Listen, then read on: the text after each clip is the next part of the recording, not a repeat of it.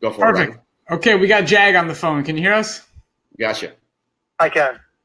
All right. What do you got for your question? Hi, Robby. Thank you for taking the call or calling me.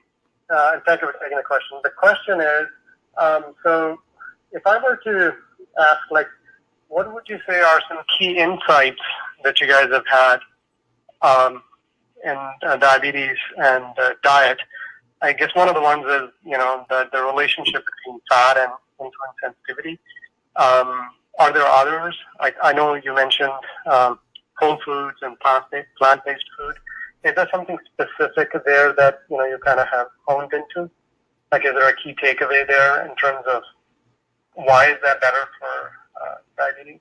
Thanks.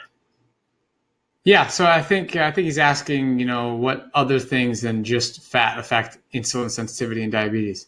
100%. Okay, so let me answer this question here. Jack, can you hear me? You want to put the phone closer, Robby? I can. Thank you. Okay. So Jag, this is a great question.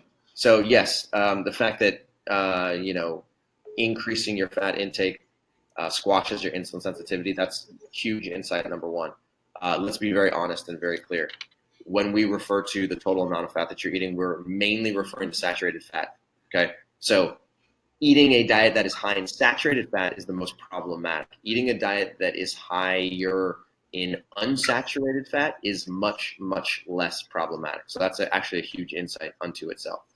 Number three, when it comes to protein, eating diets that are high in animal-based protein can cause extensive damage to your kidney, and it can also elevate your blood glucose values and make it very challenging to control your blood glucose. When your protein comes mainly from animal-based sources, that problem doesn't happen.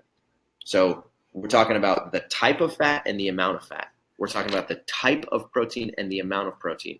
And then when it comes to carbohydrate, we're also talking about the type of carbohydrate and the amount of carbohydrate. Okay? The type of carbohydrate that we recommend eating is unprocessed whole carbohydrate. It comes from natural sources.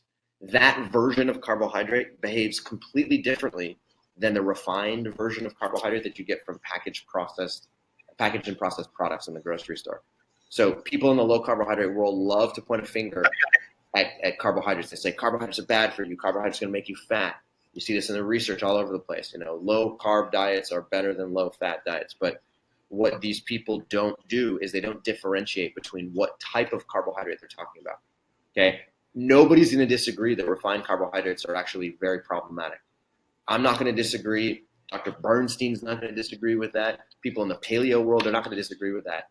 We are advocating that you eat more whole carbohydrates, and evidence shows, research shows, that when you eat more whole carbohydrates, that your insulin needs do not increase. In fact, they actually sometimes decrease, and as a result of that, you can gain tremendous amounts of insulin sensitivity and completely reverse prediabetes and type 2 diabetes altogether.